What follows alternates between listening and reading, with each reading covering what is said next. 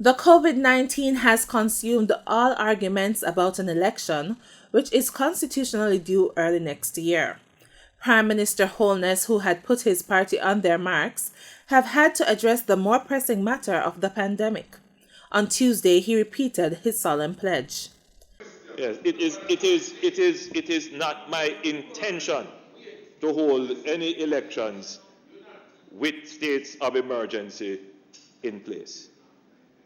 I do not want, however, criminals to feel that during a period of election, the government will not act.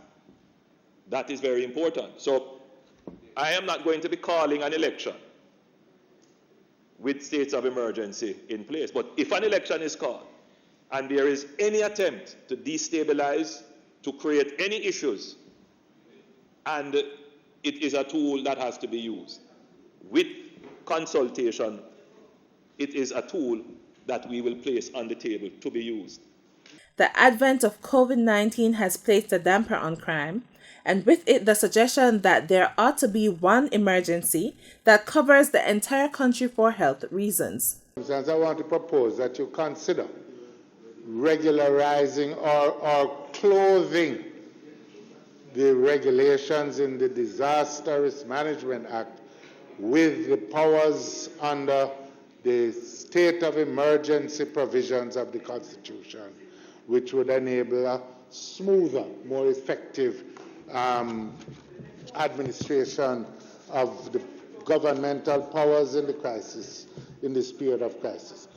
Opposition MP Peter Bunting, who consistently was again in a dissenting frame of mind, also made his suggestion. What I would support is a new declaration of a state of emergency or a state of public disaster. I'm not sure what the exact wording would be under the Constitution.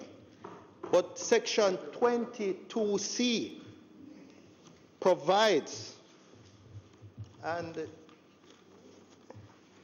the leader of the opposition referred to the outbreak of pestilence, but it goes on to say, 22C, that a period of public disaster has arisen as a result of the occurrence of any earthquake, hurricane, flood, fire, outbreak of pestilence, outbreak of infectious disease, or other calamity, whether similar to the foregoing or not.